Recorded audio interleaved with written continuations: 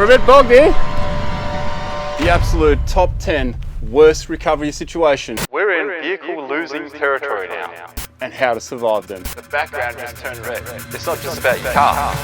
Regardless if you're here to see struggle, destruction or disaster, You've come to the right place. We're completely all But if you've come here to learn how to avoid these situations and what to do in them, you've also come to the right place. This list of 10 different recovery scenarios isn't just slapped together.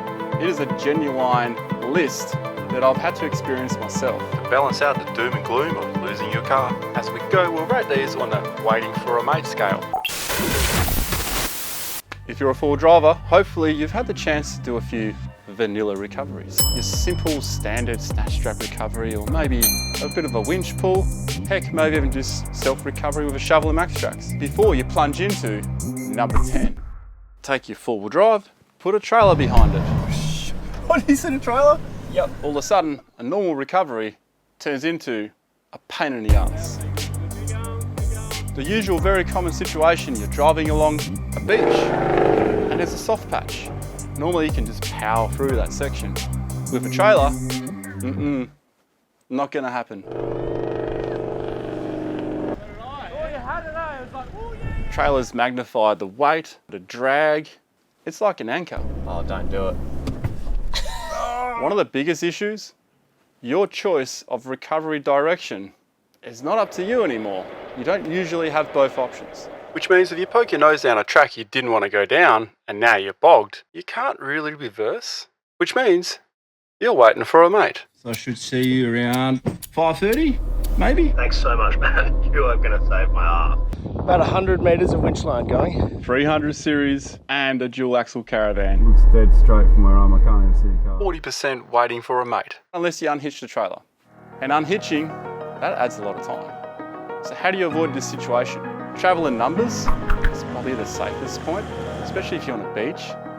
And think before you actually hit up a track. Make sure that you are prepared for what's up ahead. What's the sand like? What's the terrain like? Oi! What's going on? What's going on? Ooh, what the heck? Ah, no.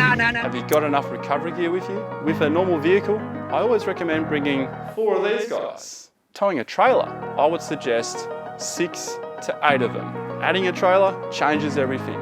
Many trailers do not have decent recovery points on the back or even have any recovery points at all. And speaking of having no recovery points, number 9.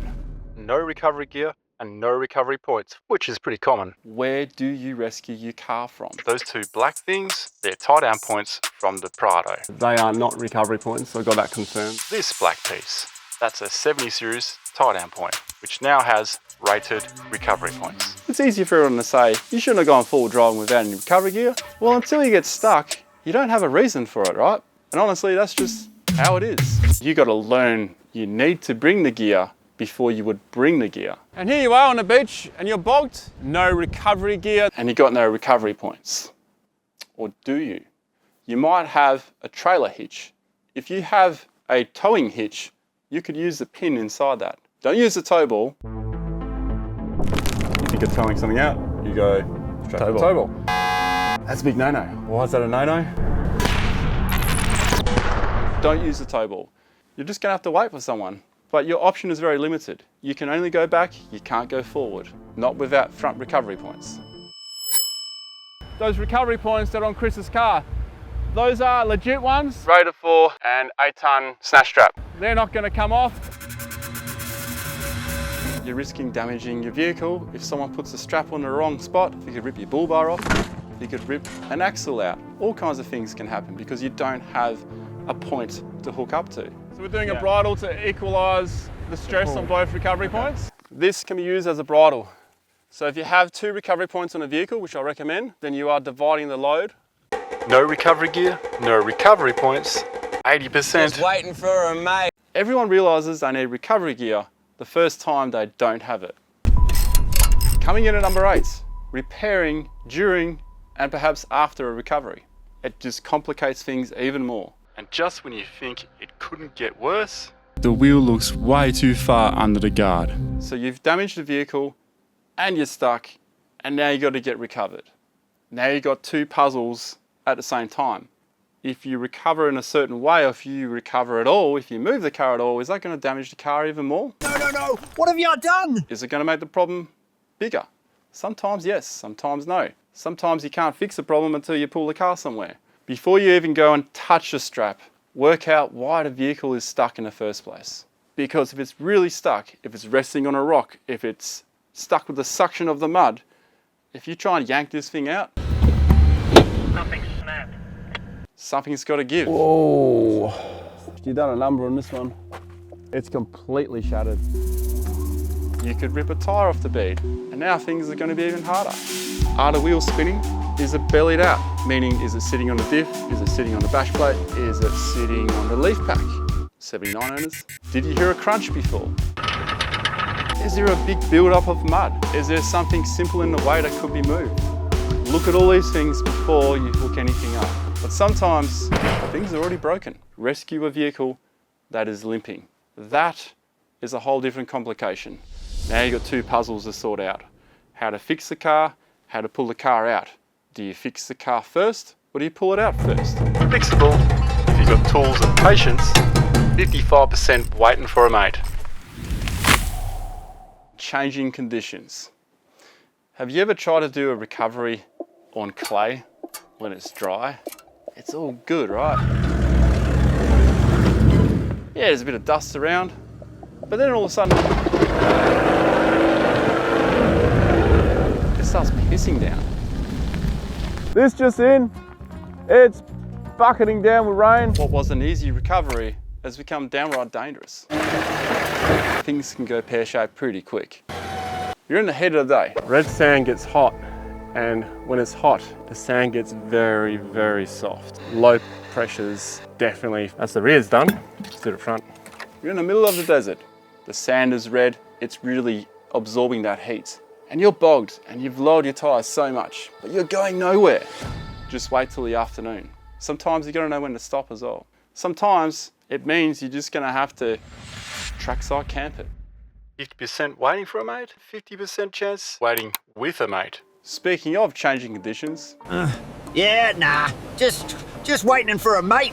He should be there soon, mate. Ooh, mate. What do I do? What do I do? the incoming tide. You're in this situation perhaps because of poor planning, not knowing when the tides were, or you got caught out, or you decided to take the risk. You're now working against a fixed clock. Hello? Hello? You're under stress. Damn it, no reception.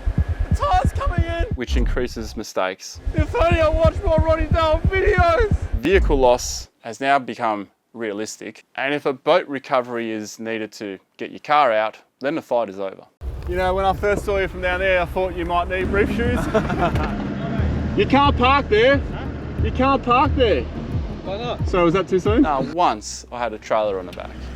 It wasn't fun, even though I may be laughing. This water's getting a bit close to the car. At the time, it wasn't fun. I think we're gonna winch it. I was about to lose a trailer and a vehicle. So how do we prevent this from happening? Know the tides, get a tide book. No phone reception, you got no signal, you can't check what the tides are. Look it up before you go and be prepared to lower your tyres down to whatever it takes. It'll be 4 PSI, it'll be 6 PSI. Once that water starts hitting your vehicle, you're gonna have bigger problems. It's gonna make things much harder. 20% waiting for a mate with the incoming tide. He should be there soon, mate. You're gonna have to get out of there before your mate arrives. And hopefully, your mate's not arriving in a boat. We got a job over at Dirkhart's Island. The troop carry just went down and down. About a week later we got to it. And drag it through all that sand and mud and water. Now we can tow it! Speaking of water, you're doing a water crossing. And the water coming in. One of the worst recoveries, I'd have to say. And it's only a number 5. Imagine what's above that. I'm about to roll over, I'm underwater, man. If you're stuck in water, depending on how high the water is, well, here's your risk factors. Your hubs. That's not too bad. It will make its way in. The longer you sit there, the more water's going to make its way into your diffs. And water inside your diff, it's going to end up in a huge maintenance bill later down the track. Trust me. If the water level's any higher, it's starting to go in your door seals.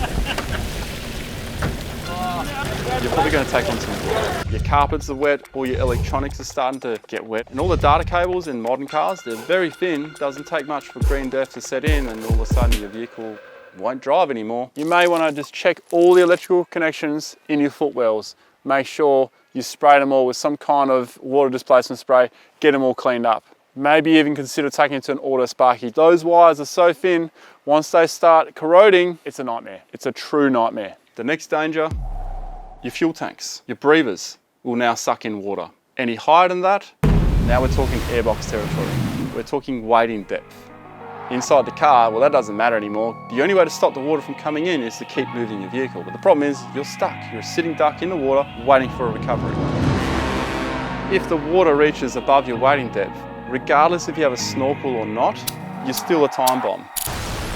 You need to get out of there before your airbox fills up. If that is you in this situation, I hate to say it, but you're kind of before you drive into that water crossing, what could you have done to prevent all this from happening?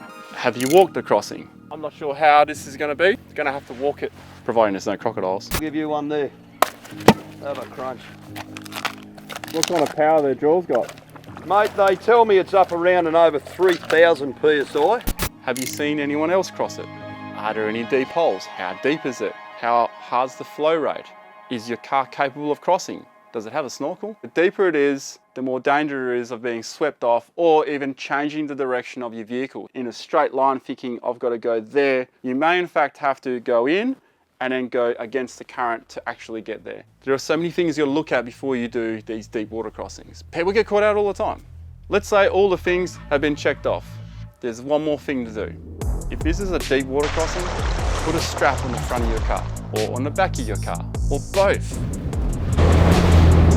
If you have someone on the other side or someone behind you, if something does go wrong, someone could at least pull you out. Having things hooked up already means you're not having to wait for someone to find the gear. Where is it?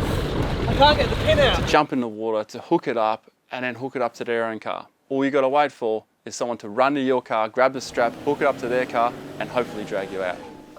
That's your best hope. Waiting for a mate? I mean, you can try solo, but you're one mistake away from swimming. Yeah, nah. 50% waiting for a mate. When it does go wrong, you may not have a drivable vehicle, which takes us to number 4, damaged vehicle recovery. Dragging out a car that can't drive itself. It's a dead weight.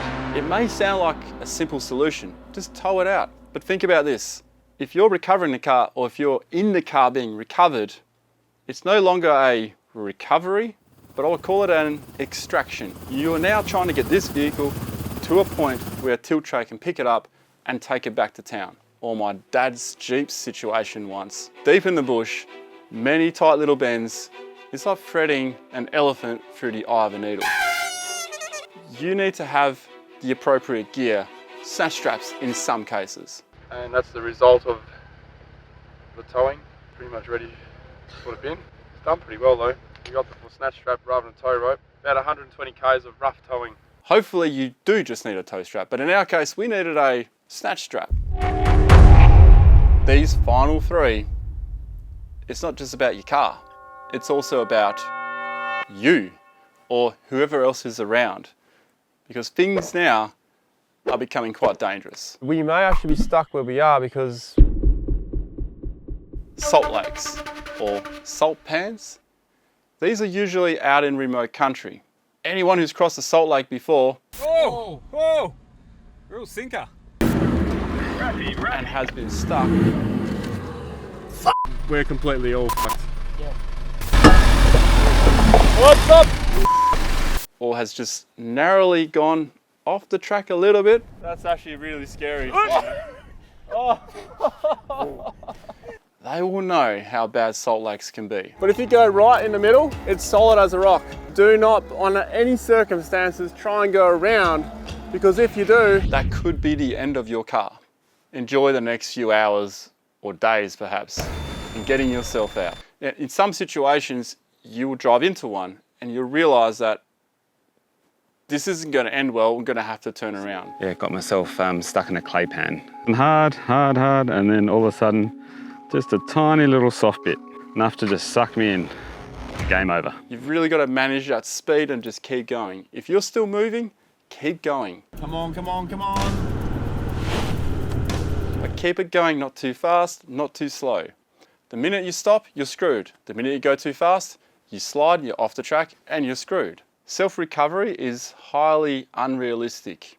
You got no anchor points. Even with all the extensions, I'll still have to back up the cruiser into the softest part of the lake. We've got 20 metres on my winch and 20 metres on Torb's, meeting in the middle. Everything's flat, and if you're stuck, usually there's a reason for it. It's because it's wet. It is so unforgiving. I've not been on a salt lake where I've been able to self-recover.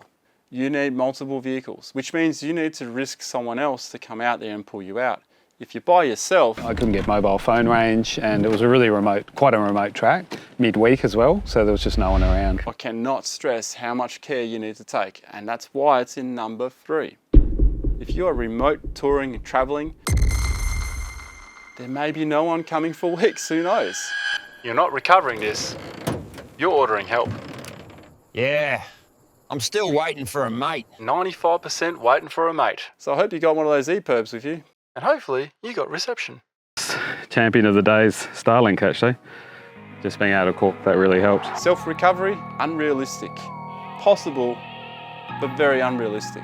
And the best time to recover yourself will be in the heat of the day, where everything has gone to its maximum dry point. And one more thing, should you recover your vehicle from a salt lake, just be aware that that water, that mud is more salty than the ocean itself. So what could be worse than a salt lake? A remote salt lake, stuck by yourself. Well, that's using shoddy recovery gear, or recovery gear that fails. This one hurts people by breaking bones, tearing them apart, and yes, it gets worse than that. The amount of force that's involved in a recovery. There are no second chances when recovery gear fails. It's sudden, it's violent. What's the distance from that tree to here? The entire winch line travelled 80 metres across the field. And it's fast. It's so fast that cameras can barely capture it. When recovery gear fails, there's no rewinding. And recovery gear that fails is usually stuff that's worn, it's old, it's been abused, and definitely then used. It's been used perhaps incorrectly, or it is incorrect gear to start with. Even bull bars get torn off. All kinds of shit gets torn off vehicles because it's placed in wrong areas. 90% you're waiting for a mate. If your recovery gear fails, or you got shoddy gear, See you later, mate. if you're gonna try that again, well, maybe there's no one to wait for. If you want to see what actually happens, I've got a bunch of videos dedicated to showing you what happens when things fail. It's scary. I reckon we now move to number 1. What have you done? Yeah, nah. Reckon I'm waiting for a mate. The rollover recovery. Could be known as an accident recovery too. There's likely injuries involved. A rollover recovery is definitely the worst case scenario, which is why it's at number 1. Sad to see someone's pride and joy in this situation. What do you do in case of a rollover? How do you recover your vehicle, if it's even recoverable? Didn't end well. And what do you do if you're in the middle of nowhere? 2 gentlemen who've had a bit of an accident on the track itself. They've rolled the vehicle. They've walked overnight to get here. They are spent. And if you arrive at an accident scene, make sure that people are all right before you even think about trying to recover the vehicle. Get the sugar levels back up. Sean's making them a sandwich right now. Let's say you can recover the vehicle. There's a lot of unpredictable factors at play. Is it leaking? There is oil leaking out. I know diff oil when I smell it. Oil, fuel. What's the situation? Where is it placed? Do you even have enough recovery gear? Can you secure the vehicle? Is it on a hill? If you flip a car over, it could suddenly start rolling away. And I'm sure you may have seen this on YouTube before. You can't control these things unless you think about it and you carefully plan it. And even then, you can still get it wrong. Double this over, and then this is called a winch ring, also known as a donut. This allows us to run a double line pull. We just want more winch line out. It'll also give us a slower controlled rate when we're winching. It won't be so sudden. Even though winching is slow, you'll be surprised how slow you want it when you're doing things like this. If you get this wrong and you rush in and you flip that car back over, even though it's not your car, you could be paying for it. Oh my goodness. What have you done? What have you done? So what should you do? I'm going to tell you a story about two blokes we helped out, and we're like, where did these guys come from? When we found them, they were not in good condition.